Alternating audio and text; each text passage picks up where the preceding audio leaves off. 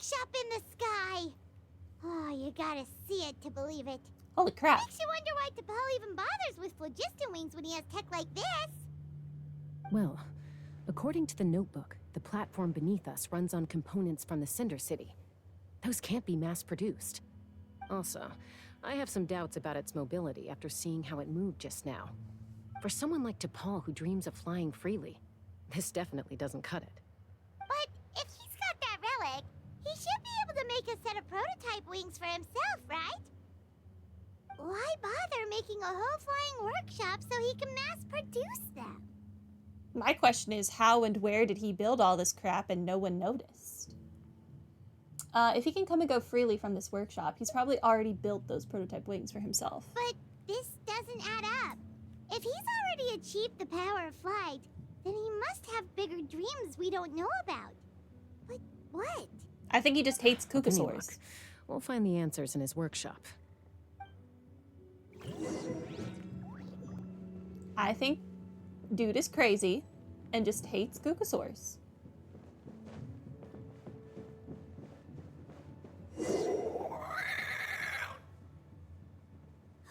Kukusaurs! Seems like the merchants were right. T'Pol's using them for his own ends. I'll bet that mechanism on top of the cage opens the door. Let me give it a try. Be free, small child.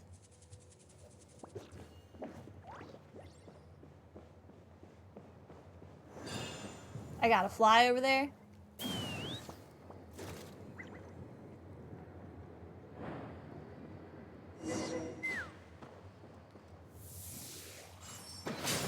Time to save all the Kukasaurs. Why won't it fly away like the others? Is it... Hopefully not dead. She's still breathing, but barely. By the looks of it, T'Pol was using these cages to extract phlogiston from the Kukasaurs. Once a Kukasaur is drained of phlogiston, it becomes too weak to move. We'll have to come back for these ones after dealing with T'Pol. There's another notebook here. Let me see. Looks like a record of his phlogiston research. Log number 330. With the support of... I was finally able to launch the airborne workshop. I'm still betting on Alpa. Even though it relies on the relic for 80% of its power supply, I've at least taken the first step. Log number 348. Research on the relic is progressing well. I should be able to replicate the technology and scale up production very soon. Has proposed a name for this groundbreaking invention. The phlogiston wings. I think I'm getting close. Soon I will achieve my dreams. Log number 377. Encountered some issues with the new smaller model phlogiston wings. The gaseous phlogiston showed some volatility during the refinement process. Thinks we should proceed at a more cautious pace with the refinement experiments. But after so many past failures, I have to prove that I will succeed this time. Log number 114. Ran an experiment using Kukasaurs to refine gaseous phlogiston. It was a success. Monster. Log number 117. I have started recruiting merchants and hunters to capture wild Kukasaurs. Log number 121. Major breakthrough in the efficiency of phlogiston yield. Huh? So many parts have been crossed out! It should be someone's name. Yeah, probably the contact he alluded to in his other notebook. Guess he has a benefactor. Alpa. Did anyone else notice how the numbering system in this notebook suddenly changed halfway through? Yeah, and the tone seemed to change a lot too. We haven't got time for textual analysis, I'm afraid. Grab the notebook and let's press on.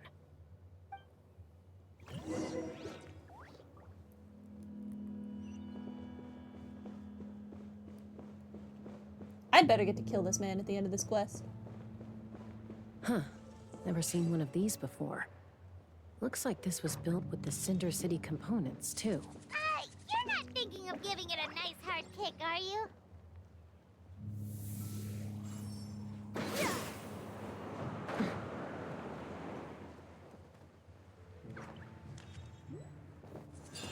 Okay. We're going that way, presumably. Whoa! What's that mechanism doing? It's asking for a nice hard kick where it hurts. Aim for the weak spot. I didn't even need to. I just flew past it. I think that's fine.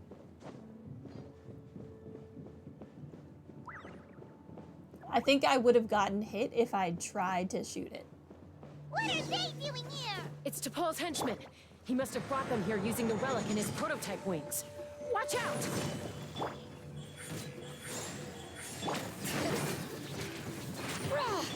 No. Time to die. They could have at least given me drops. I need whistles.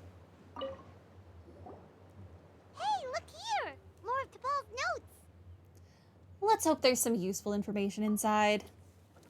You scour T'Pol's notes for info. Log number 403. Introduce me to some new comrades who fully support my ideas. I told them that some saurians are blessed with wings, and some people with natural gifts, while the less fortunate among us can only look on longingly as they seize the skies.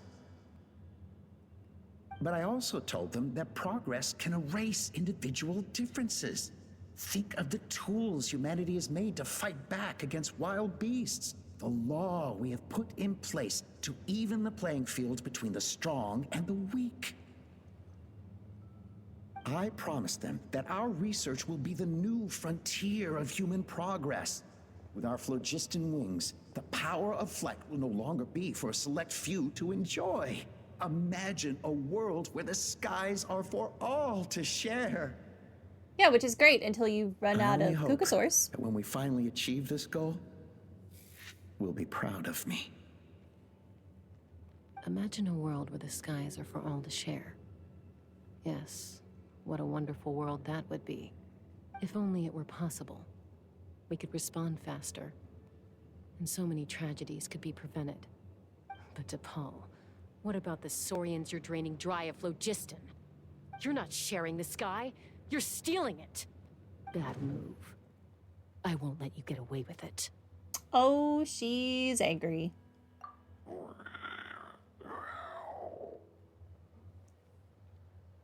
I'm fine. Let's keep moving. I don't think we'll find anything else here.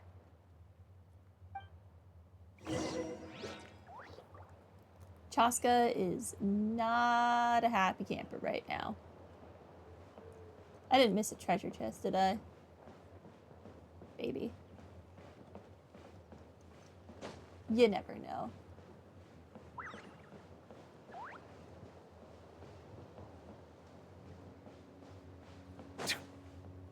Onwards.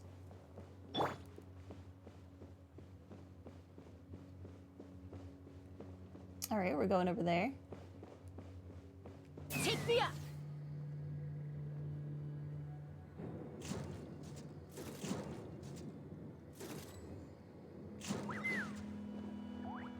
Okay, I'm freeing this Kukasaur. Yeah!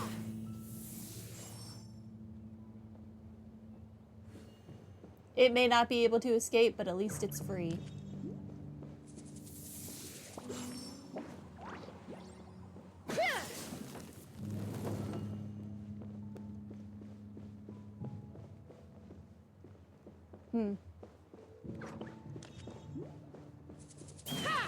These people are terrible.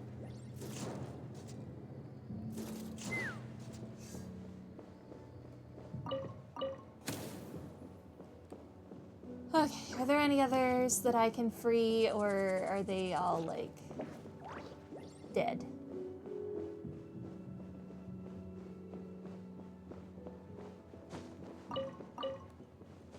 My radish.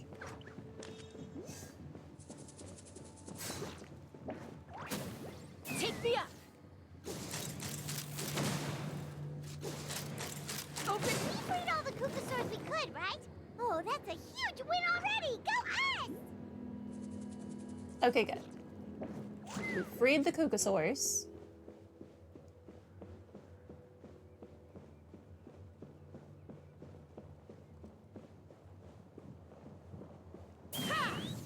That's not what I meant to do.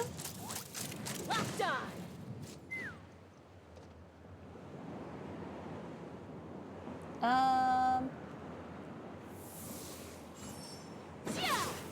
Did I do it? I did do it. Okay.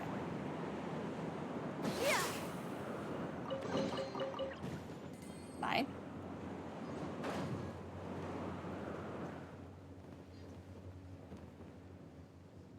I'm up here now.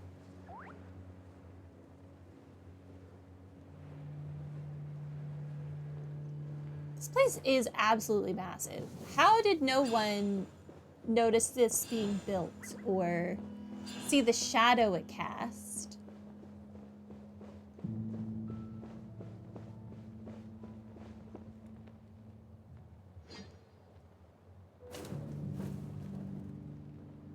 Looks like we've reached the center of the workshop.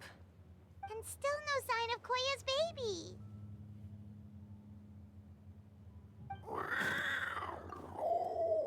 Hello, X-Crater. Welcome to stream.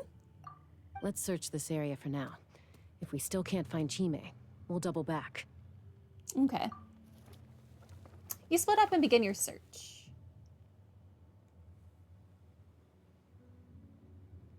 Chasca, Traveler, come quick! Did you find the What is child? it? Did you find Chime? Not yet, but look! It's another one of T'Pol's notebooks! Let's give it a read. All right. There's another balloon all the way up there. Log number 428. We decided to restart the experiments on phlogiston refinement, but without telling. This is the final obstacle to the success of the Phlogiston Wings project. We cannot fall at the last hurdle. Log number 436. Earlier today, suggested using Kukasaurs as an intermediary to extract refined phlogiston. It's certainly feasible, but... Are there two different names being bleeped out? I feel like there has to be, because what else could have happened between log number 428 and log number 436 to change this person's opinion? They're restarting the experiments without telling this person. But in 436, 8 logs later, this person suggested a way to continue the experiments. I definitely feel like this has to be a separate person. Anyway, as long as our secret experiment succeeds, I'm sure won't bring it up again. Oh yeah, they're definitely two separate people. Log number 443. We will conduct the experiment tomorrow. Well, birthday is coming up, so hopefully we'll have a birthday surprise for her. Log Oh, number 444. so one is definitely female. Why is this log empty? I guess whoever wrote down the log number was prevented from recording the results. There's more. Let's keep reading. Log number 0. Oh, they restarted. We lost many comrades in the accident. Among them are friends, lovers, and children. But we cannot stop now. We will keep their legacy alive and carry their dreams forward. As of today, we are scrapping the artificial refinement method. Instead, we will focus all our efforts on phlogiston extraction from live Kukasaurs. You're a monster. They are arrogant beasts whose existence in the wild serves no one but themselves. Their true worth lies in their sacrifice for the sake of human progress. To facilitate our operations, we will gradually move the airborne workshop closer to the Flower Feather clan, even as we continue to expand it. All this we do to create a world where the skies are for all of humanity to share. What about the dead All Kukasaurs? this we do to make T'Pol's dream a reality. T'Pol question mark? T'Pol question mark? There's 2 T'Pols? Given the way this is written, not to mention the fact that the numbering has started over from 0, it kind of sounds like this is someone new. Does that mean that T'Pol's already... But in that case, who have we been pursuing? There's also a letter tucked in the end of the notebook. It's from Puma.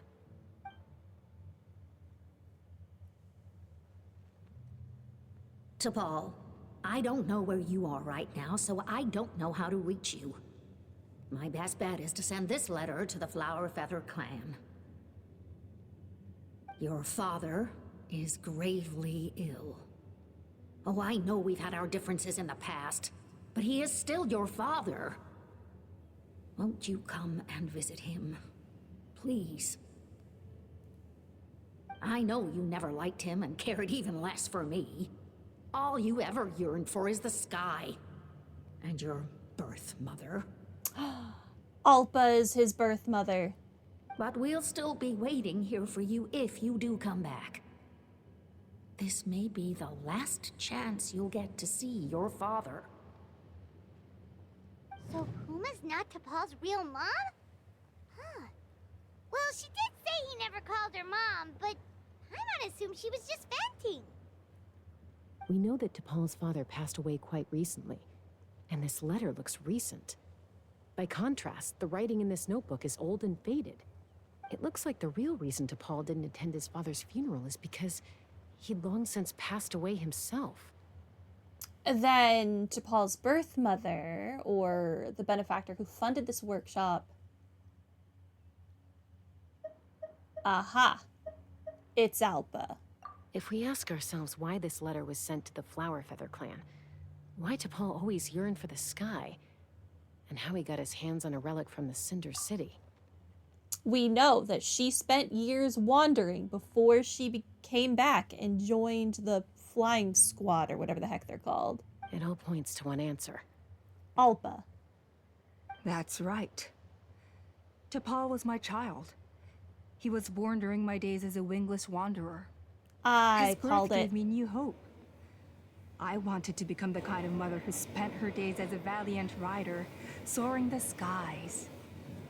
Not an aimless, wingless nobody. But his father wanted to settle down, to give his child a safe, sheltered life in his tribe.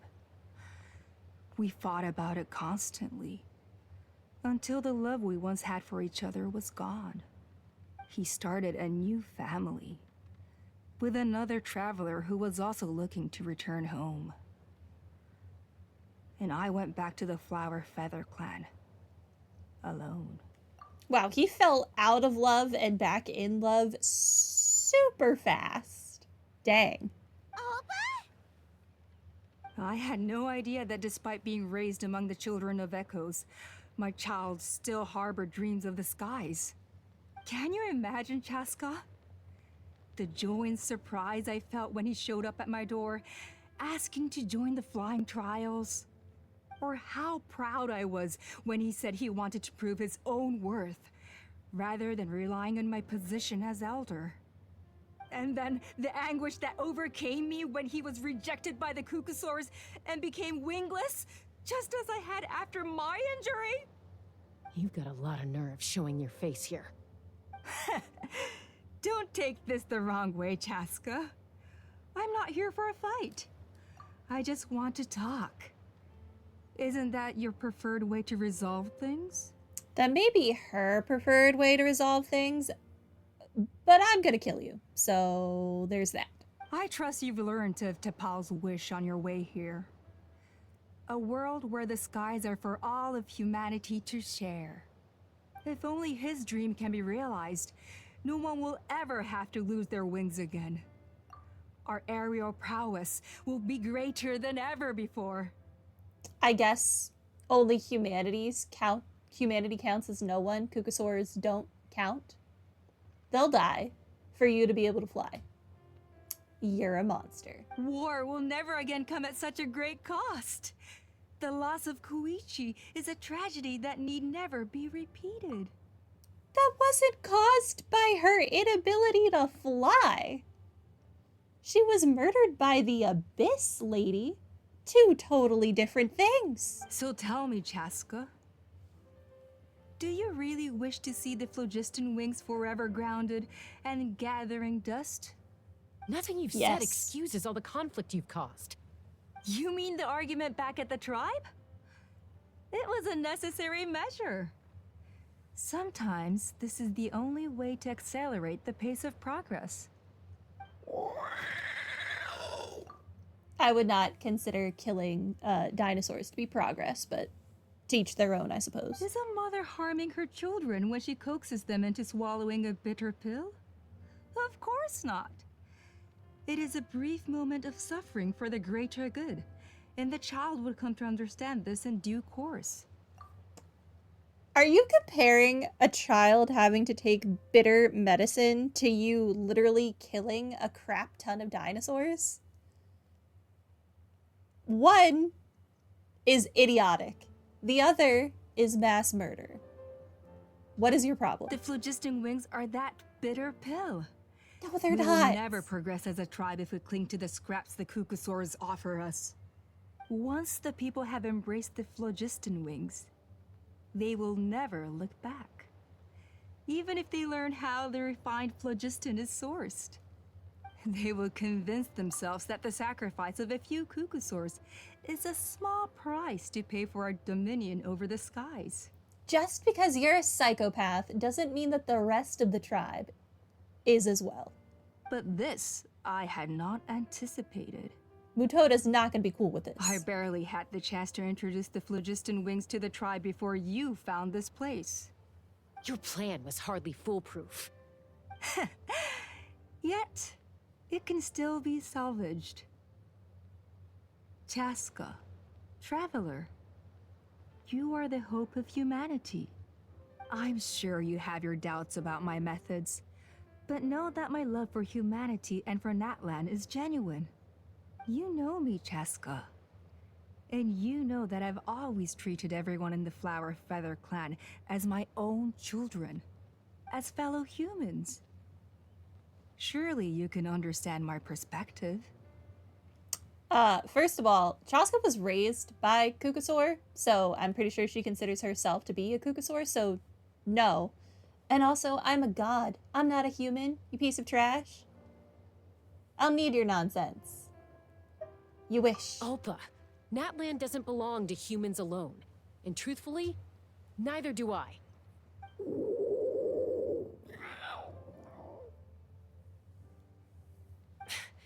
How many times has the Abyss invaded Natlan now?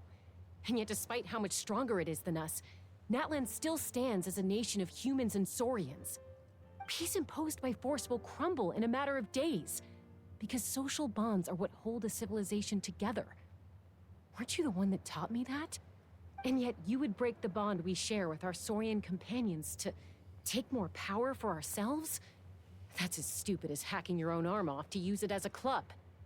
They are wild beasts, driven purely by instinct. How could they possibly understand human social bonds?